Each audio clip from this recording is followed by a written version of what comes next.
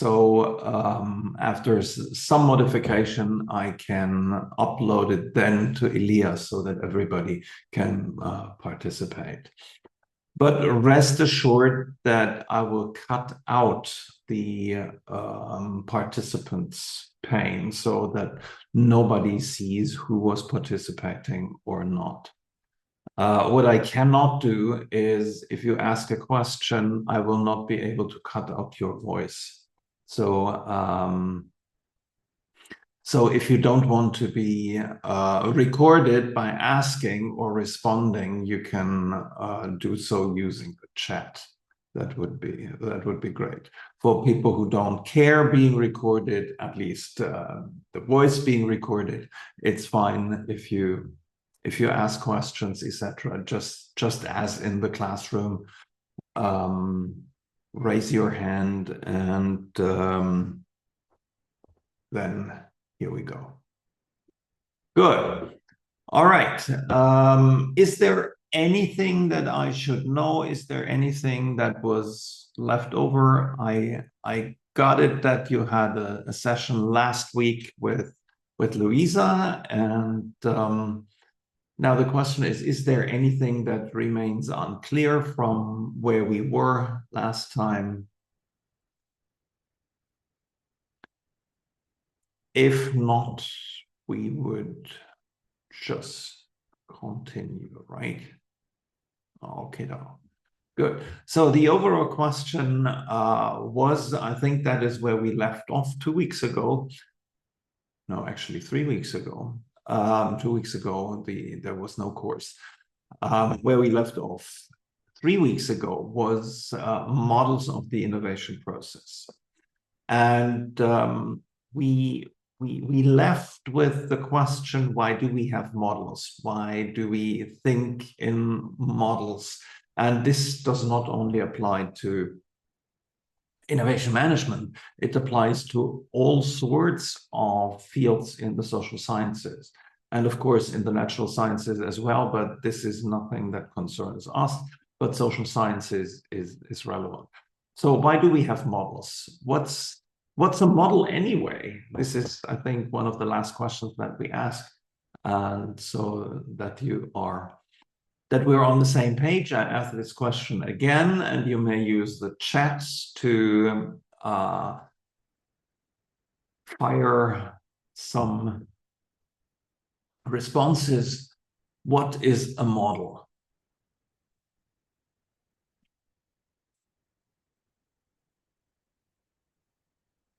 What is a model? And I set my mobile phone on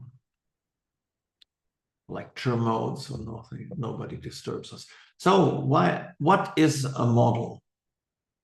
We had an interesting discussion in the classroom, and together we got it, or you got it pretty well. So what's a model? Please use the chat. Write down what you think a model is.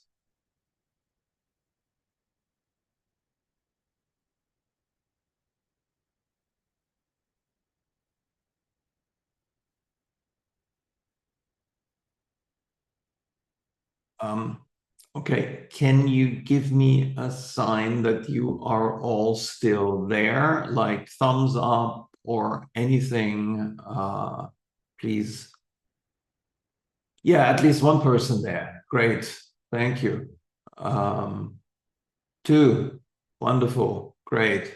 So 3, wonderful, good. So the problem is I only see black tiles, and so I don't really know whether you just switched on Zoom just to be there, and now you're off for a jog or something like that. No, great, wonderful. At least some people are there. So what is a model?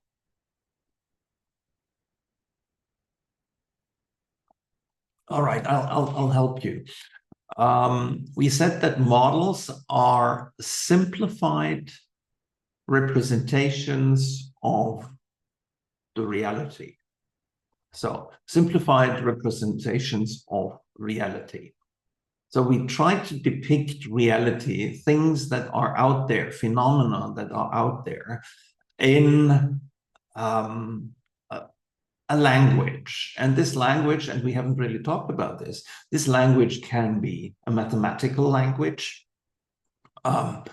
Just remember your microeconomics course, where you formulated a lot of things in mathematical terms, like the utility function, the income constraint, etc. So you can have mathematical representations, you can have verbal representations, so just descriptions of something, and you can have graphical representations of reality. Like, we said a map is a model of reality.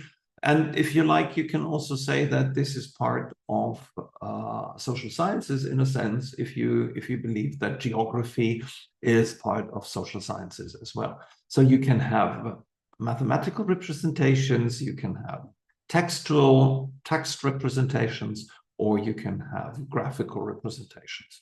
This is all that comes to mind at the moment. But models are simplified versions, and simplified versions of reality. Simplification here means that you leave out some of the details that you have in reality, and that you abstract away from some of the tiny details that maybe are not relevant, or that you don't think are relevant for the description or for the representation of reality. So this is what a model is. So why do we have models? What is it? What is it that we do with models? So what is it that we do with models? Why do we have models? First, yes, we want to analyze, and we want to predict. This is interesting. This is actually two different activities, but it's nice that you write them down into one response. We want to analyze. So we have a phenomenon, and we want to analyze this phenomenon.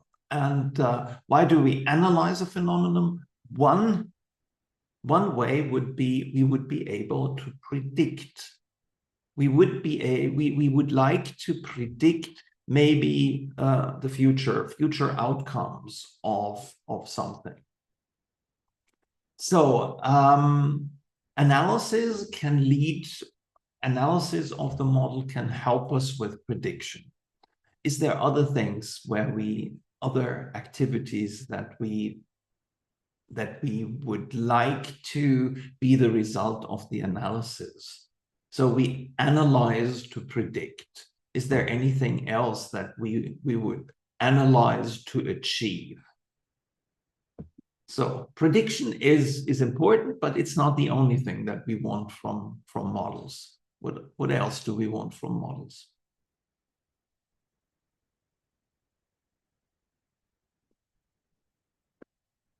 What else do we want from models?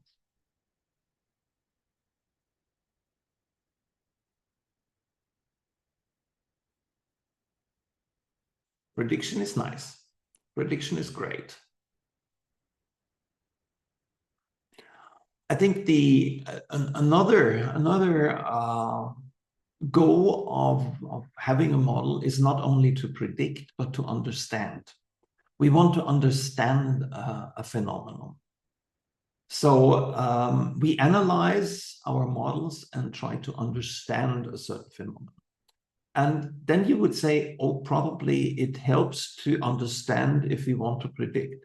This is true, but it's not the same. We can have beautiful models that are extremely good at predicting something, but they don't really help us to understand anything.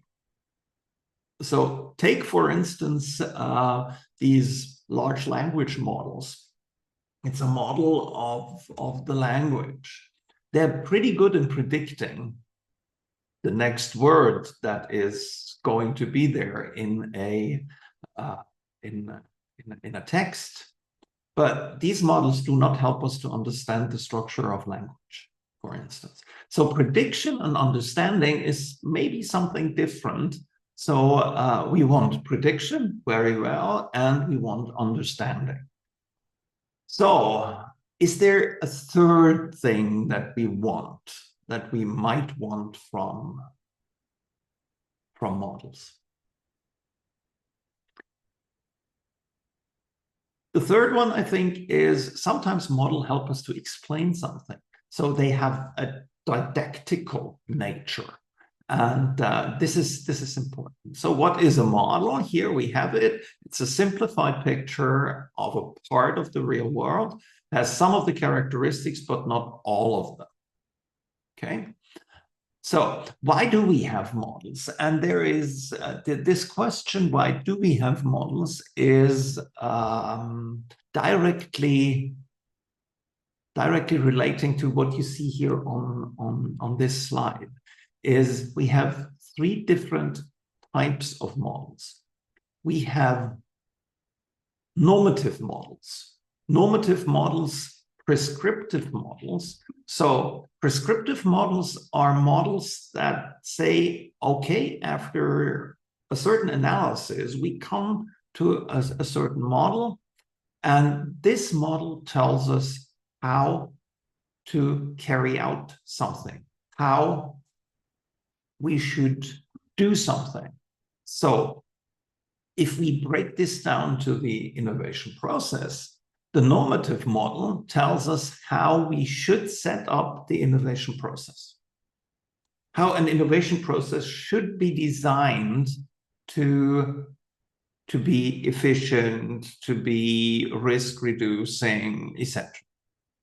Then we have descriptive models. Descriptive models are models that try to describe how innovation is carried out. It is not saying you should build your innovation model or your innovation process along these lines. It tries to describe certain characteristics of the innovation process. And then there is didactic models. Didactic models are there just for didactical reasons, to structure maybe a problem, structure a course, etc. And the first didactical model of the innovation process that we have introduced was, I think, not so long ago, these 4 different steps that you see at the bottom of the slide. This is where we said, innovation is embedded in innovation strategy and in the organization that we have in the firm. And it essentially consists of 4 elementary steps. The first one is the search step. The second one is the select step. The third one is an implementation step. And the fourth one is the capturing step, where you want to capture all the benefits of your innovation. So this is a didactical. The next models that you will see are prescriptive models, descriptive models. A prescriptive model will come later, as we will approach Cooper's stage gate process later in the course. Maybe we switch to that later in this lecture. We will see.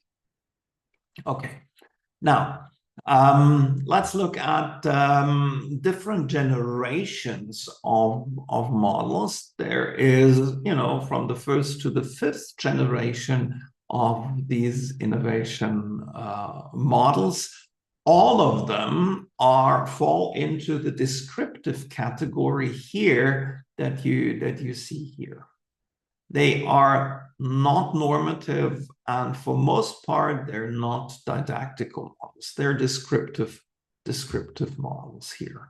Now, the 1st and the 2nd generation model of the innovation process are models that we would call push models or pull models. This may look strange to you, but it's actually an interesting interpretation of reality. And you will see we think along a very simplified line of arguments. Here we have the segue. I think we talked about the segue a while ago. And I have the segue here because the segue is a very interesting, explains a very interesting way of the innovation process, which is the technology push. So there is research, there is science, there is technology out there, there is new developments in science and technology. And then people script, and there is no findings, no findings in science, new findings in technology, and then people scratch their heads and ask themselves, oh, what can we build from this new technology? What can we build from this new development in science, etc.? And they start developing, they start having ideas, etc. So they develop something. But the origin of the innovation, the inspiration for the innovation is actually coming from research, engineering, and technology.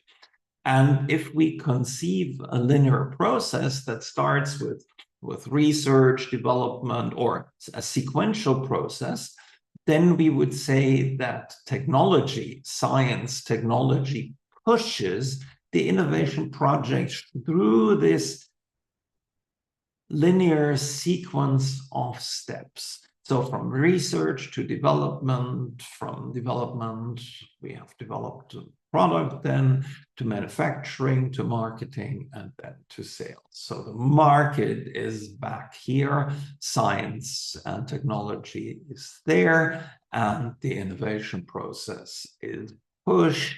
The innovation project is pushed by technology through this linear sequence. Now, the segue is an example for that. There was this invention, this great engineering ingenuity, if you like, this self-balancing mechanism. And then people or engineers ask themselves, what can we build from that? What can we build from that? And they ended up with this personal transporter. There's also sectors, industries out there that work a little bit along these lines. So pharmaceuticals, for instance, is highly science-driven.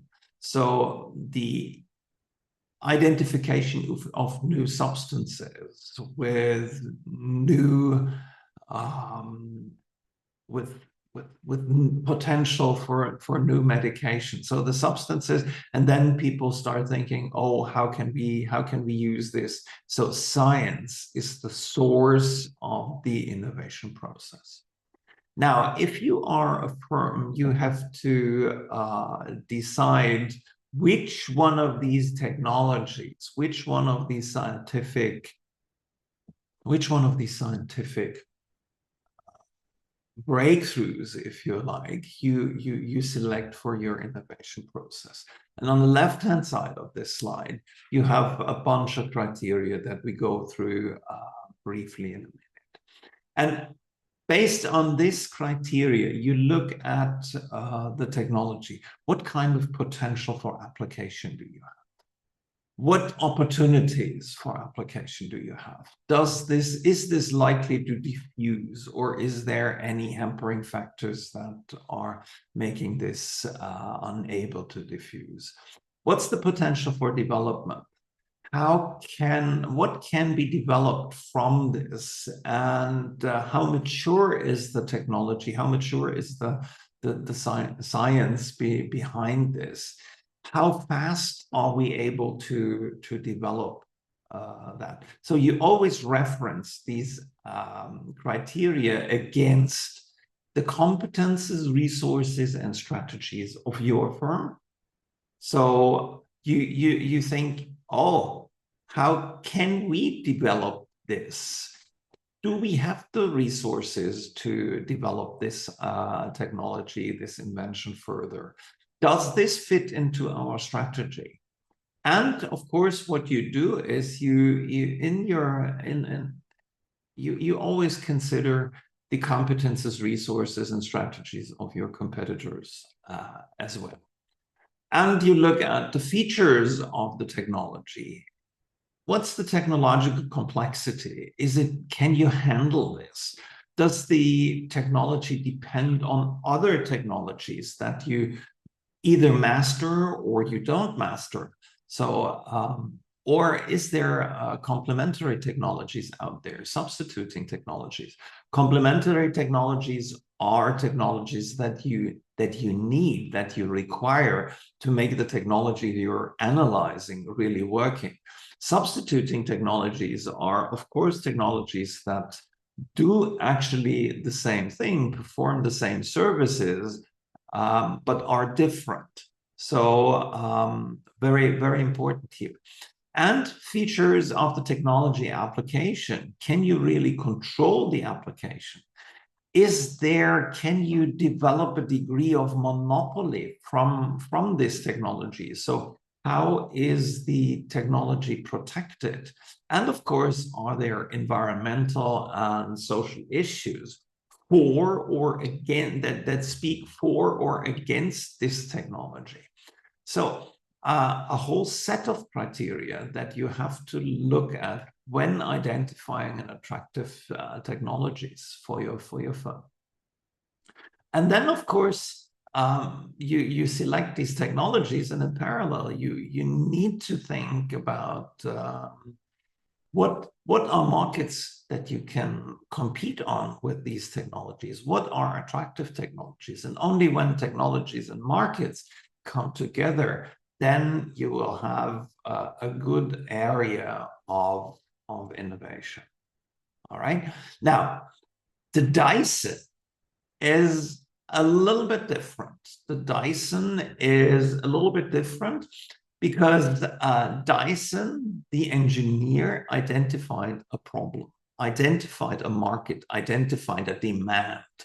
And the problem was actually that the vacuum cleaners who use this dust bags, the fuller the dust bags, the lower the sucking, vacuuming power of the vacuum cleaner. And also, it wasn't really nice to throw away these dust bags, etc. So he tried to address this problem, this demand of people who were not satisfied with the lower vacuuming power once the dust bag is full, with a new technology. And he developed this technology. So there was the market demand out front. He identified the market demand and then started to develop and manufacture and sell. And as the market is back here, you can imagine that the technological development was pulled through the process by the market, by the identification of the market. Okay. Now the question is, again, how do you identify attractive future markets? Again, there is a number of criteria here, like the market size, market dynamics, barriers to entry, competitive conditions, relationship with consumers and suppliers, risk of substitution. Now, how can you measure the market size?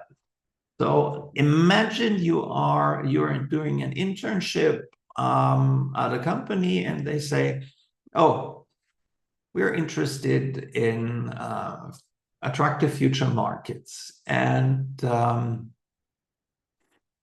identify the market size maybe the market size of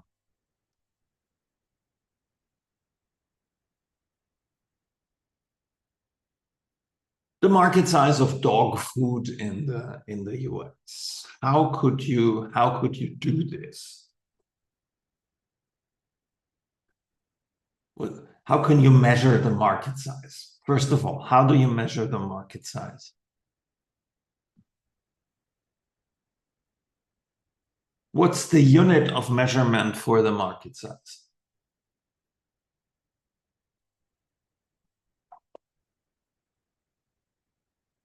There's not one single one, but there's several ones. How about writing down something in the chat?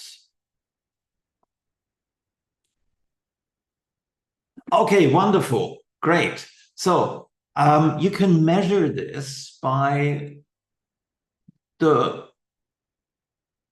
if we stick to the dog food market, by the number of dogs or how much they eat. So it's physical units. So in kilos or in tons, probably, or in million tons, how much they eat. So you could measure the market size in the number of dogs, how many million dogs there are. So in physical units. Wonderful. Is there any other way of measuring? Revenue, yes, revenue in US dollars. Of course, you use maybe the number of dogs that are there, and then you multiply how much is spent per year on an average dog, and or you estimate how much they eat, and then you multiply the kilo with the kilo price. Okay, so you can measure physical units, or you can measure this market size in monetary units. Now, just in 1 minute, no, 2 minutes, without using the internet, just using everyday knowledge that you have or assumptions that you make, in 2 minutes, estimate, give me a number how large the dog food market is in the US. Just 2 minutes starting now.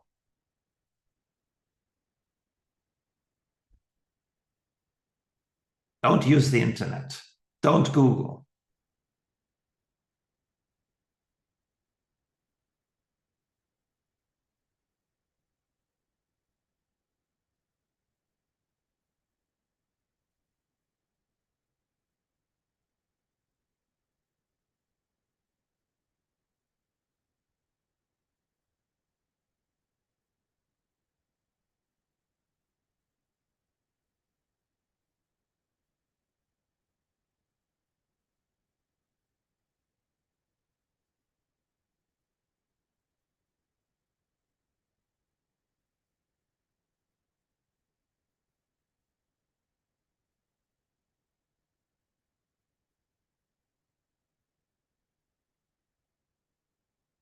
One minute to go.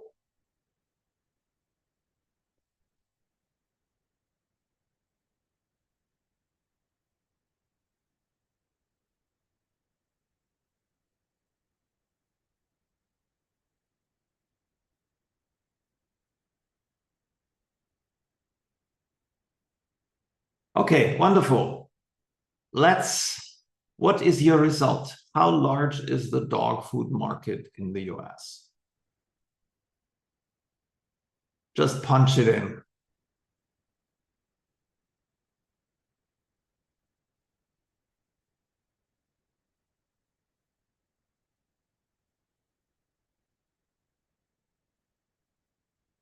Okay, we have 100 billion.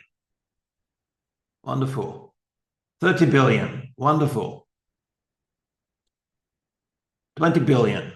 Right. Good. So we have, first of all, we have of course, the first estimate that we see here in the chat is 5 times the last one, but still we get a size. You know, is it millions? Is it billions? Is it like 2 billion, or is it in the tens of billions? So we already get a pretty good idea. So how did you do this? What were your assumptions? Does anybody want to share the assumptions that you had, that you made? How did you do this?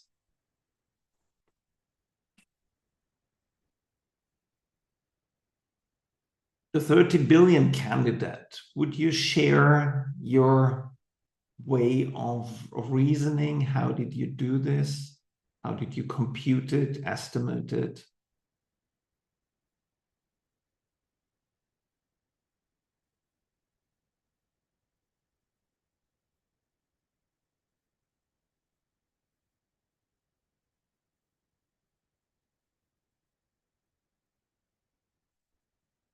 You can switch on your microphone if you want and tell us how you did it. Or the 20 billion or the 100 billion candidate, let us hear how you did it.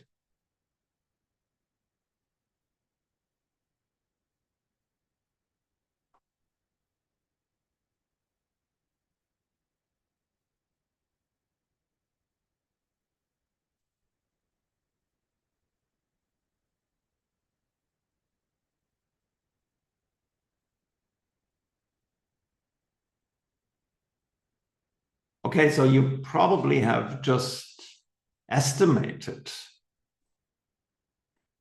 And even if you did that, you were pretty close.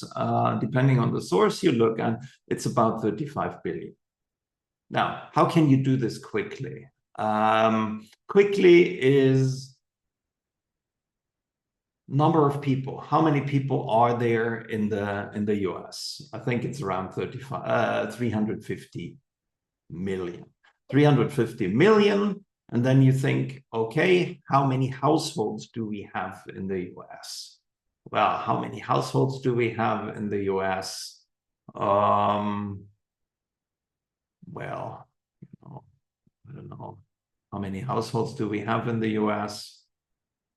With 350 billion, with 350 million, let's say 200 million households. 200 million households, that would be approximately 1.5 people in per household, which is maybe conceivable. So 200 million households. 200 million households, and then you think, okay, how many people do actually have a dog? How many people do actually have a dog? And well, let's say 1 out of 5 households have a dog, so 20% of 200 billion, of 200 million. These are then, let's say, 40 million 40 million dogs, 40 million households with dogs. 40 million households with dogs, and assume that a dog consumes $3 per day of food, then it's approximately $1,000 per year, you know, give or take, and then we end up with 40 billion market share.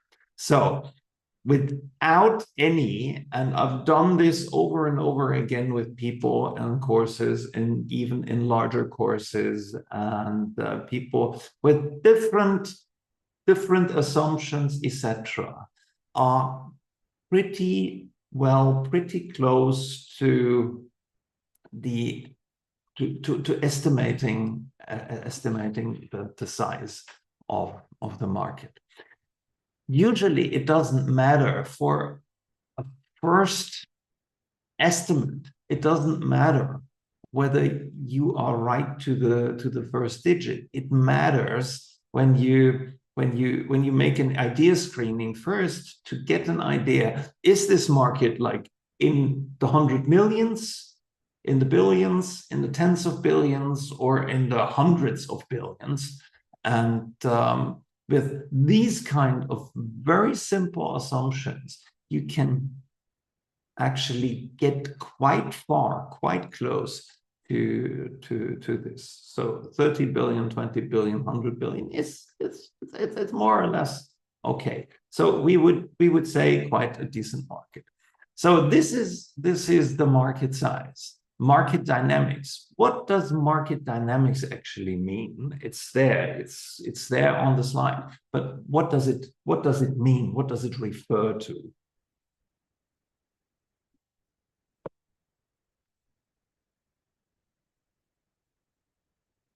What is the characteristic? What does market dynamics actually mean? Size is clear now. But what is market dynamics?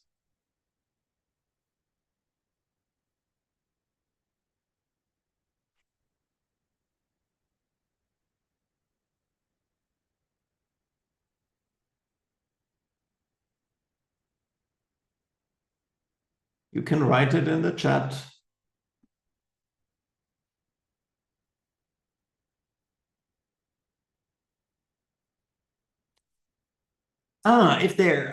Yeah, great. If there are new innovations, new competitors, we will probably look at this in bullet point 3, which is the barriers to entry for the new competitors or the competitive conditions. Market dynamics, good that I asked, is sometimes not obvious, but people say, of course, this is clear once I think about it. Market dynamics refers to whether the market is shrinking or whether the market is increasing. So the question is, of course, we have a size. We have maybe estimated the size, and then we want to get an idea how the market is developing. Is it shrinking? Is it increasing? How do we measure this? And the measurement is, you have two estimates of the market size and at two different points of time, and you compare these two. So this is pretty easy. Now, from all you can tell, from your experience, the European market of beer. What would be, now, just your experience, the European beer market? What market dynamics do we observe in the European beer market?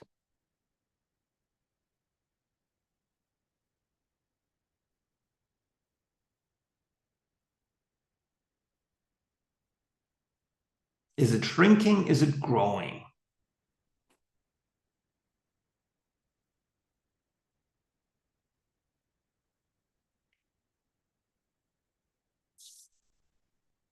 Yeah, we have one comment here that in the last years it grew, especially the artisanal beers, so the craft beer. Indeed, the craft beer market, the niche of the craft beer market grew. This is I think pretty correct. But overall, I think the overall beer market either stagnated or even shrunk. So it's people do not consume as much beer as they did maybe in the 2010s, etc.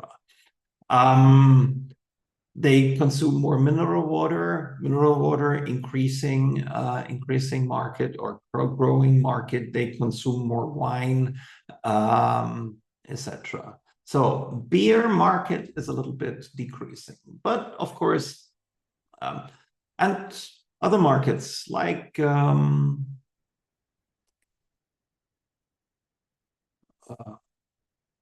let's look at alternative proteins. Alternative proteins is everything from oat milk to vegan meat, etc. what's your hunch for this market? Are alternative proteins?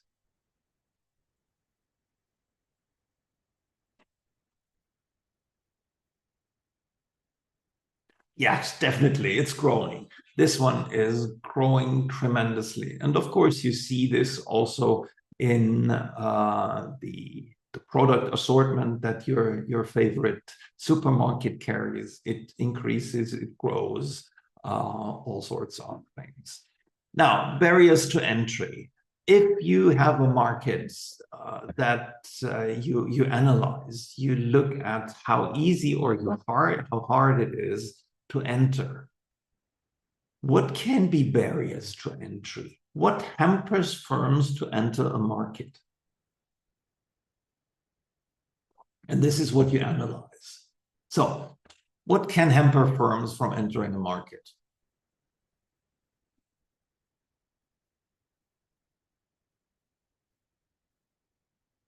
It can be legal issues that you need permits to operate in a certain market. It can be investments. So if you want to enter into, say, the market of nuclear power plants in France, etc., the investment is quite high. So it's hard to enter these kind of markets. Or if you want to have a large-scale entry into the market of airlines, etc. So large scale means that you're not starting an airline with 2 or 3 planes, but with a decent number of dozens or even into the low hundreds. It's quite an investment.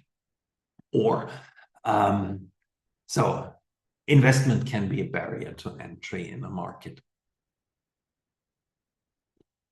Permits can be a barrier. Legal restrictions can be a barrier to entry.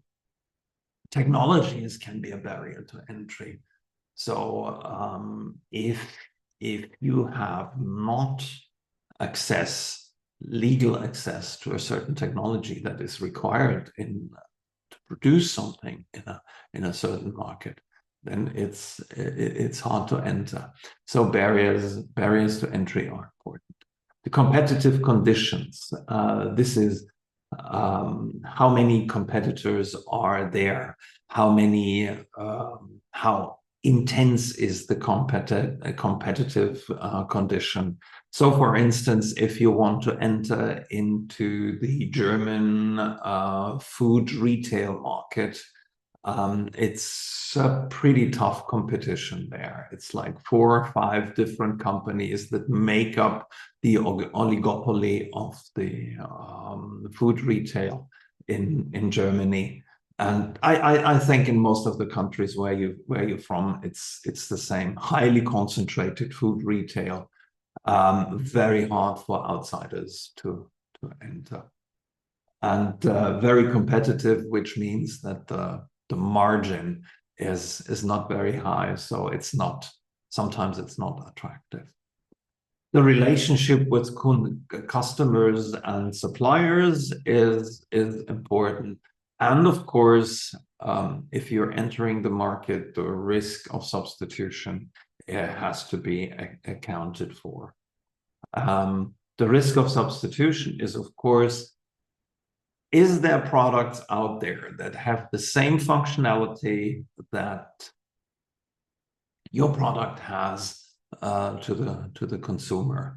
So substitutes, if you like. And again, you look at the competences, the resources and strategies of your company and compare them to the competences, resources and strategies of your competitor. And once you do that and you find a market that is interesting for you, you can set out to identify the problem and start innovating. So this is the approach of the as we have said, of the demand pull, as we said. Okay. Is there any question up to here?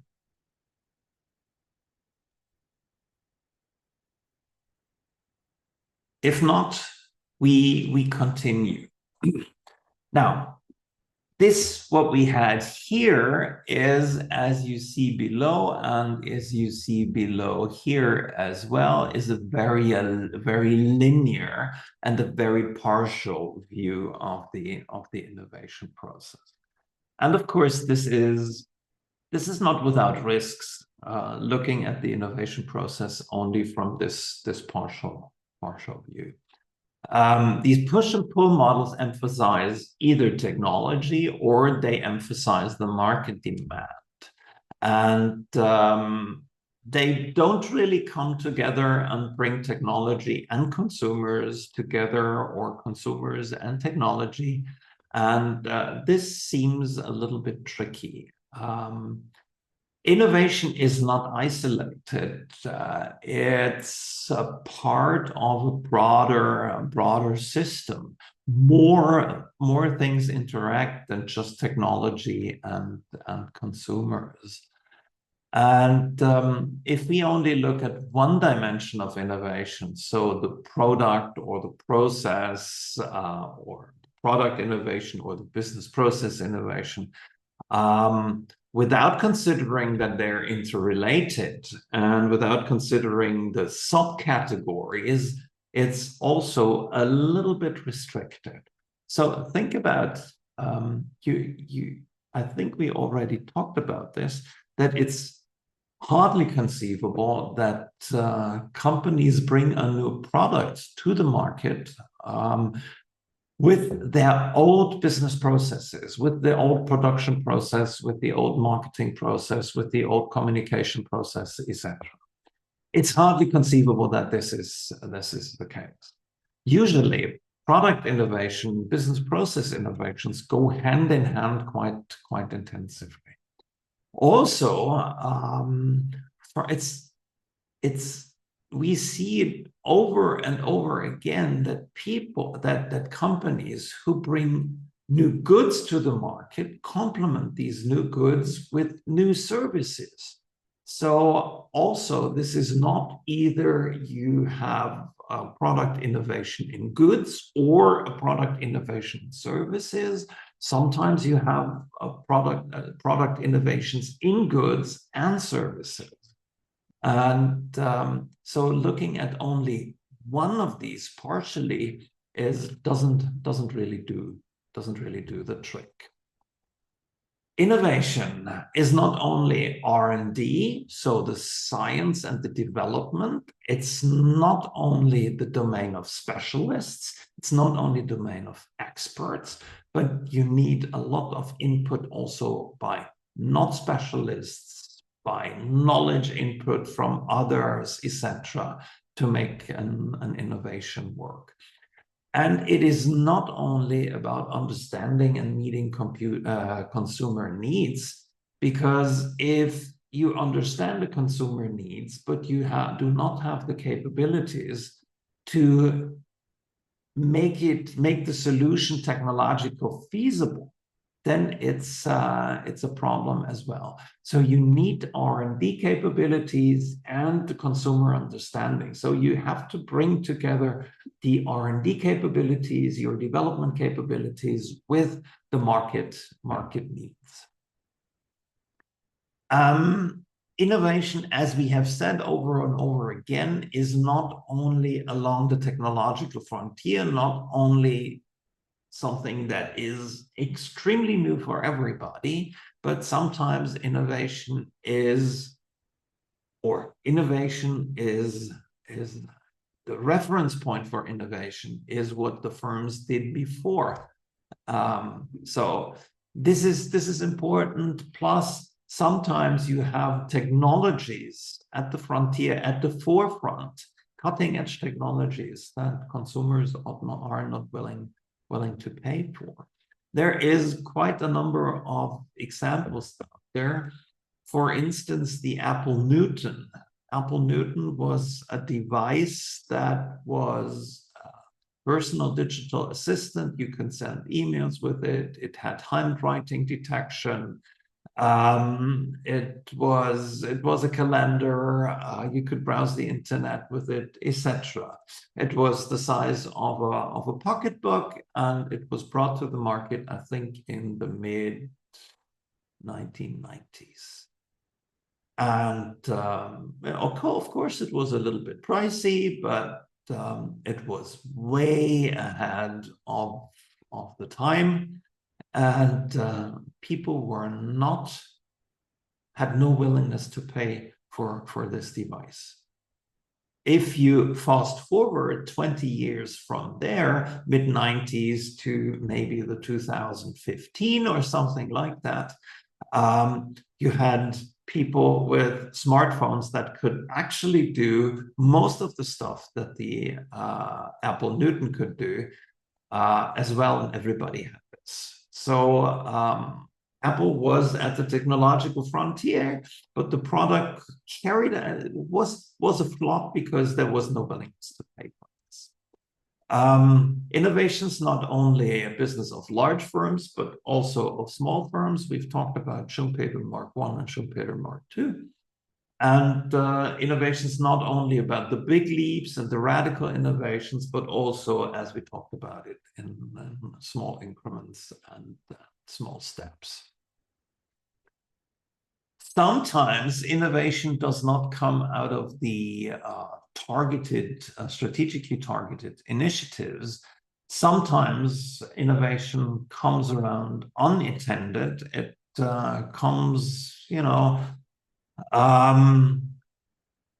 as an act of serendipity, maybe, or people in the company see something that is not in the corporate strategy, and they pursue this under the radar. That finally changes the whole company. There's a nice story in the Harvard Business Review about how IBM, as a former hardware producer, transitioned into the internet area. And this was a project under the radar that was not strategically targeted initiative, was under the radar, and was the project of a couple of very, very wise and active people that finally changed the whole nature of the firm. Sometimes innovation is not only internally generated. We will talk about this when we talk about open innovation.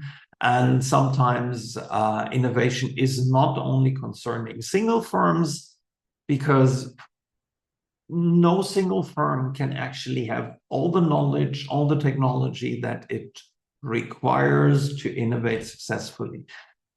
Most of the time, you have to bring in outside knowledge, outside technologies to pull off innovation successfully. So this is the risks of partial views of innovation. And the third generation of the innovation process model, the fourth and the fifth generation, kind of broaden the two models that we have seen before.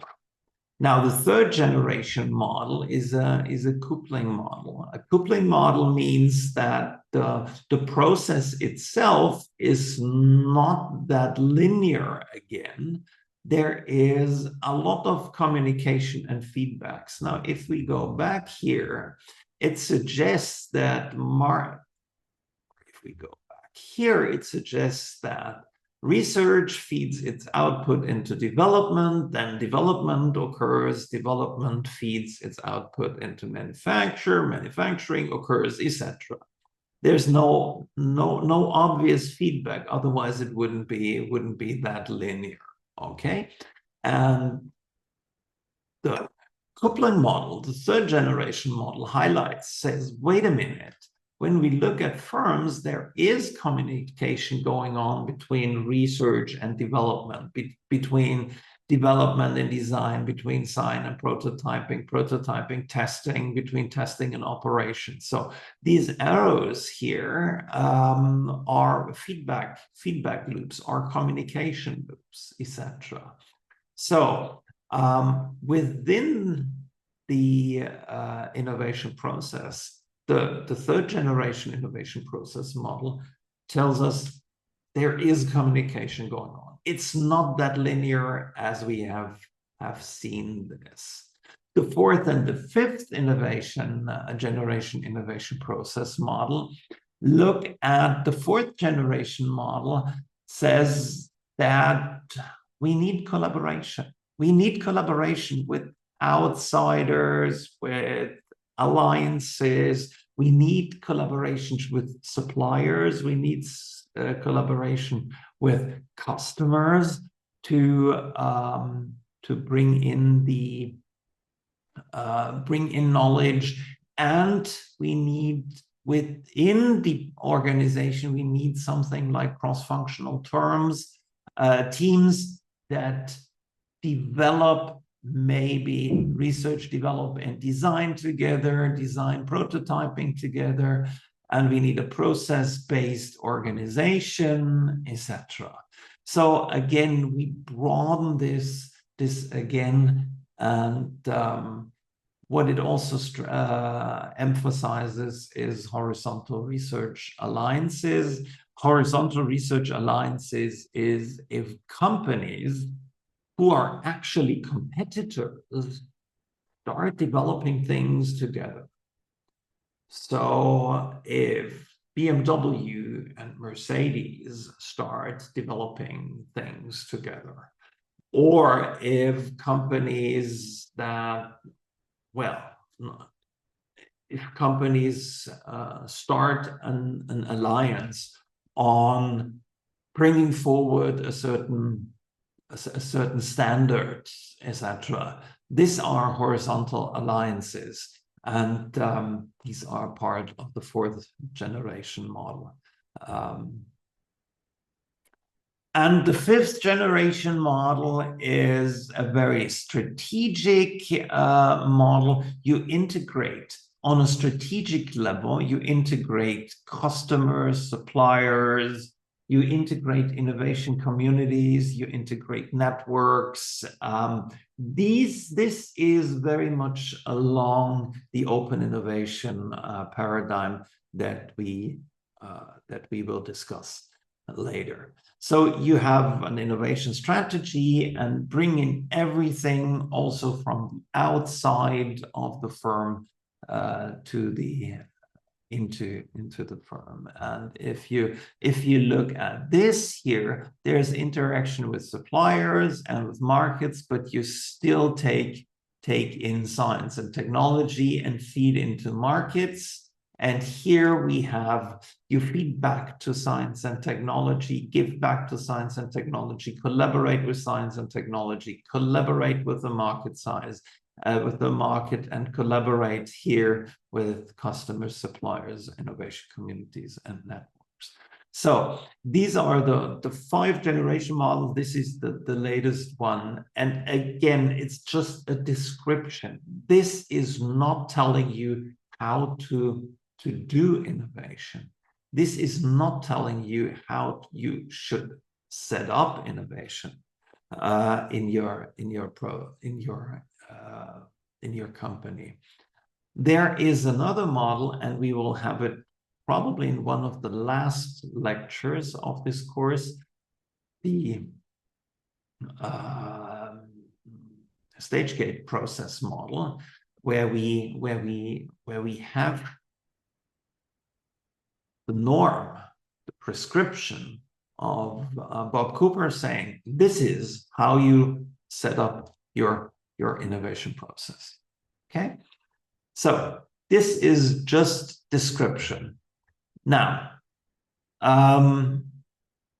we have done as if, or we have pretended that innovation can be managed. And I think innovation can be managed, although we have learned that innovation is complex, it's messy, we have learned that it's risky, there's things that can go wrong, etc. And sometimes when we look at it from the outside, it seems like innovation is a little bit random. Something happens and that's really unforeseeable, etc. But we have also seen that not every innovation fails, that every product launch goes wrong. And we have also seen that companies can learn to innovate.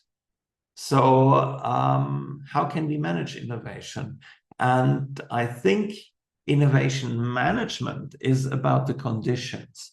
So what you want to do as an innovation manager is you want to create the conditions that are helpful for innovations. You want to create the conditions within the organization that help you to be successful in innovation. So you cannot make sure that 100% of your innovation will succeed, but you can increase the odds of success.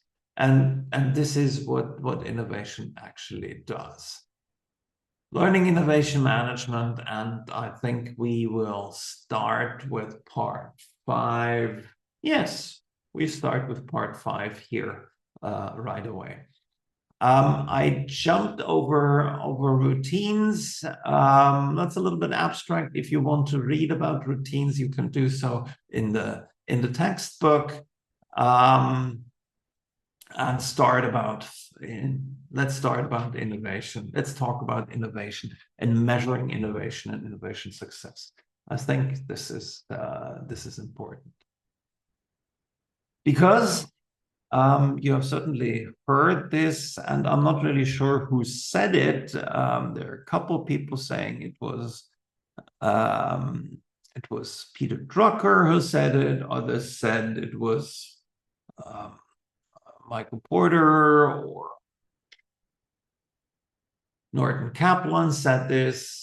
Regardless who said it, what you cannot measure, you cannot manage. So measuring innovation is important.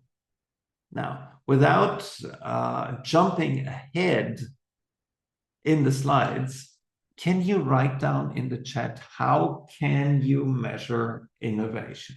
What kind of metrics would you use to measure innovation?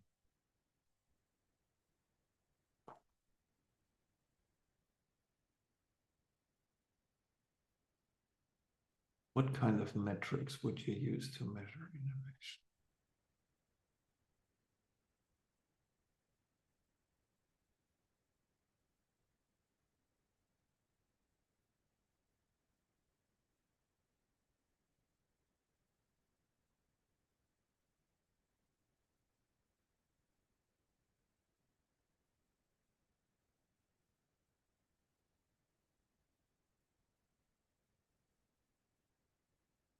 What metrics would you use to measure innovation in your firm?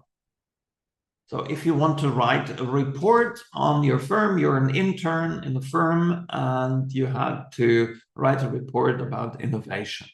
And of course, as your manager says, include numbers. What numbers would you include to describe or capture innovation in your firm?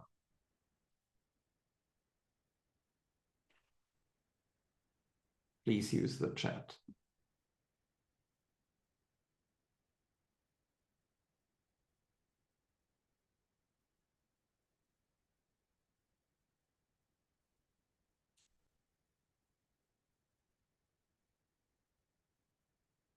Come on.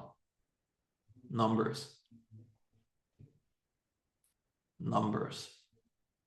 Performance advantage compared to prior processes. Okay, this seems to me like a very complicated number. Monetary resources spent on innovation. Wonderful. So you can measure innovation by how much money actually goes into innovation. This is wonderful. It's a good measure. It's a nice measure. Yes. Other measures. So people already started. What else do we see here?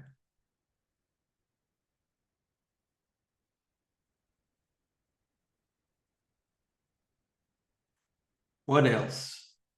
Other measures. So money going into innovation.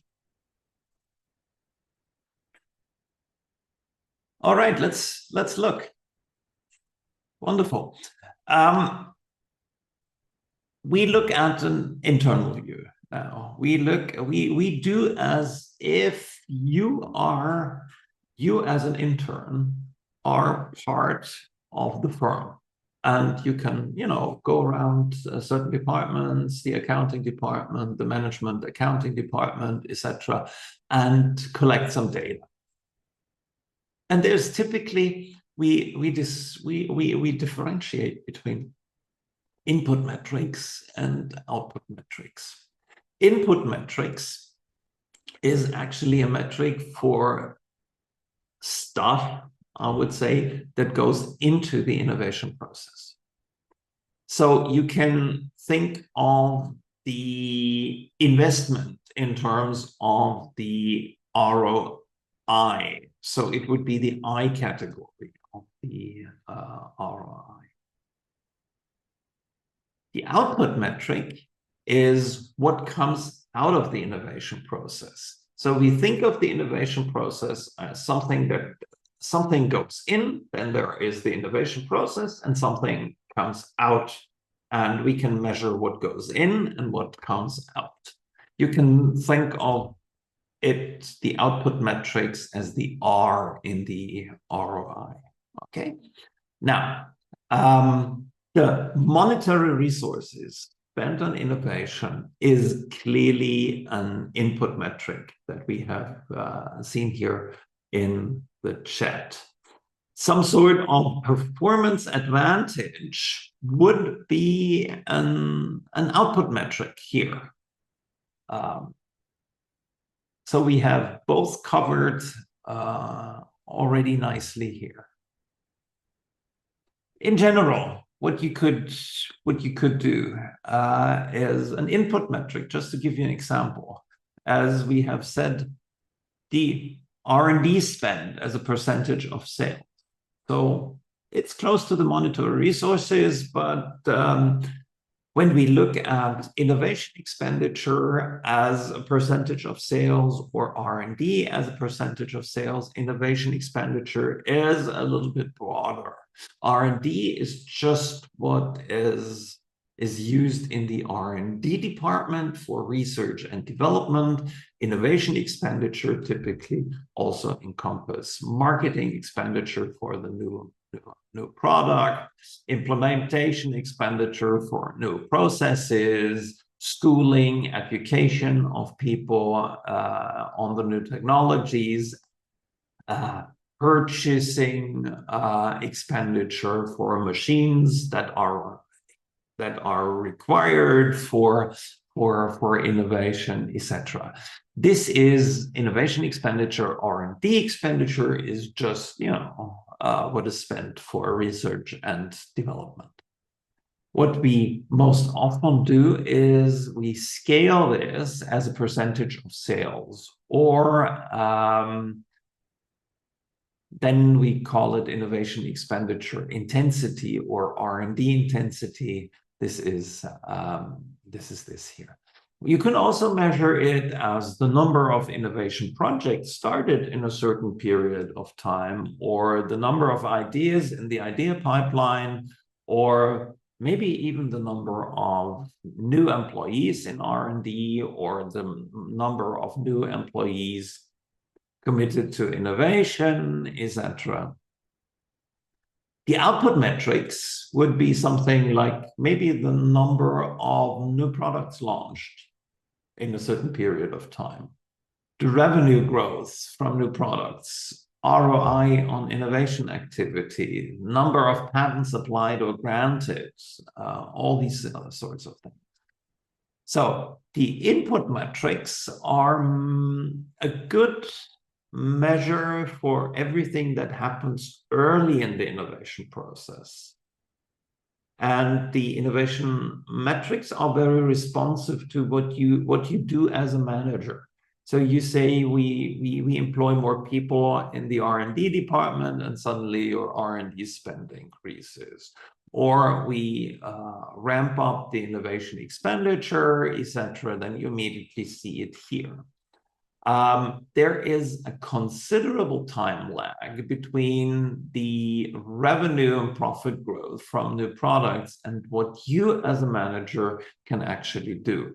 Just recall the time lag that we have observed from at Eli Lilly when we talked about the development of Prozac, where it took them from the early 60s to the end of the 1980s, I believe, to get the first revenue from the increased innovation expenditure that they had in the 1960s.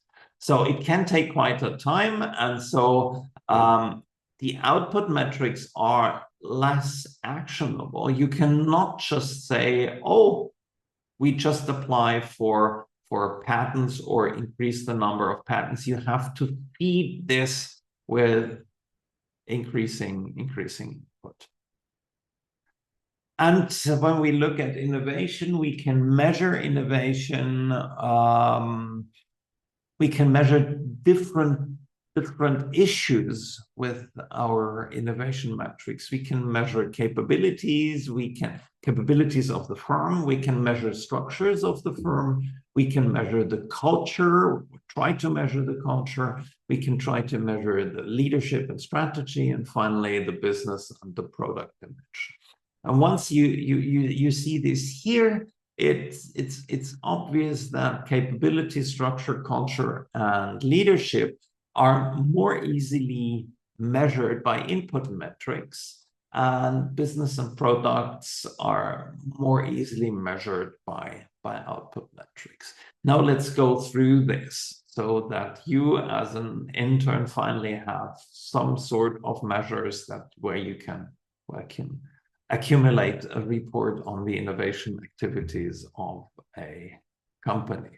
So the innovation capabilities, of course, refer to what your people, what your employees actually do, to their skills, to their experiences, to their insights, and to their abilities. How could we measure this? Maybe you want to measure this skill level, etc., by reporting the percentage of employees with a certain level of training. So maybe the percentage of people with secondary or higher education. Well, this is measures that are sometimes used to identify certain capabilities, or number of people with an engineering degree, or percentage of people with a natural science PhD, depending on the firm that you're in. So if you are running a pharmaceutical firm, maybe a capabilities indicator would be percentage of people with a natural science PhD, for instance, right? You can measure the structure, so the organizational structure, the processes, the resources that go into innovation, or the innovation infrastructure, by measuring, as we have said, the percentage of the overall yearly budget that goes into R&D, or that goes into innovation. You can also use the dollar, euro, yen of R&D spend, or the dollar, euro, yen of innovation expenditure. When it comes to the structure, you could also measure the speed of the innovation process. How long does it take from idea to product in the market? And remember, we had one company, we have discussed one company already where the speed of the innovation process was given by a number. Remember, Sarah, we said that they wanted from idea to store, which is, not only the innovation, but also the production process, from idea to store in 2 weeks or something like that. Okay, so this is what sometimes is used in reality. Of course, you can try to use measures to measure the culture, the shared beliefs, the values, the norms in an organization. It's philosophy. You can try to measure this. So metric would be, let's see how many people, how many employees participate in innovation initiatives. So the more active people you have, probably the higher is the innovation culture in your business. The number of people trained in innovation tools would also be a nice measure that you can use. Leadership and strategy. Leadership and strategy is, as we have sometimes already said, very, very crucial. Strategy is about the choices that the top management team makes, and it should be reflected in this metrics. So a very key question and is what's the fraction of management's time spent on strategic innovation? So imagine the top management team, and you ask the top management team, how much time do you actually spend on strategic innovation? So this is an excellent measure, and I would probably assume that it's not that much for most of the companies. Also, leadership strategy, you can try to figure out how many executives have an innovation-related training.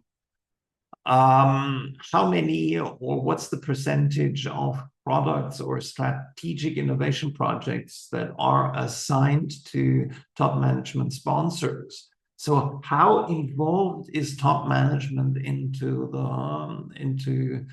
strategic innovation projects? Number of managers with innovation training who become leaders. So how crucial is innovation for climbing up the career ladder in the company? And of course, see how your innovation pipeline fits to the strategy. You can measure the number of ideas killed because there is not a lack of strategic fit. So quite a number of measures that you could think about. And of course, when it comes to the product or the output, you can measure or count how many new products are launched.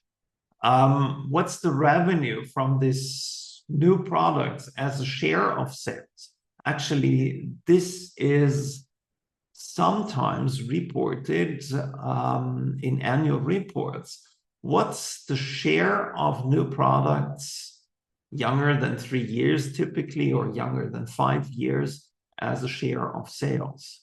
Very, very interesting number. Growth rates of new products, actual versus projected break-even times, and maybe also the number of new markets entered. That can also measure your product performance in terms of innovation.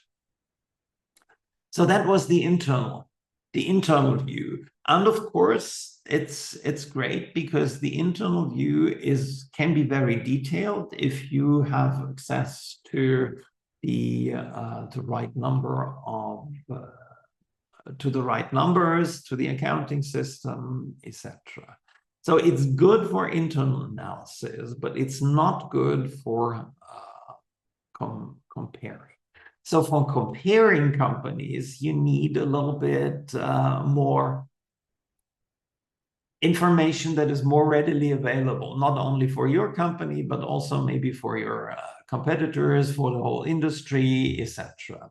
And so if you want to measure innovation for in an external view, I suggest you look at a suggestion by Aze et al. from McKinsey.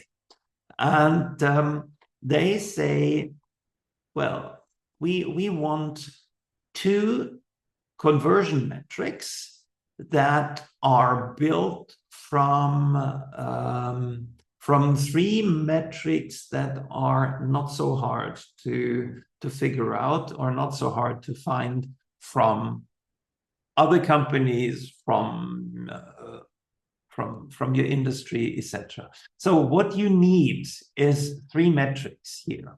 You need R&D spending as a percentage of total sales. You need sales from new products as a percentage of total sales.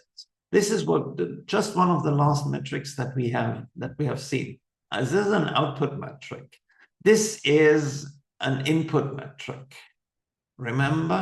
And this here is sort of an output metric as well, the gross margin of sales.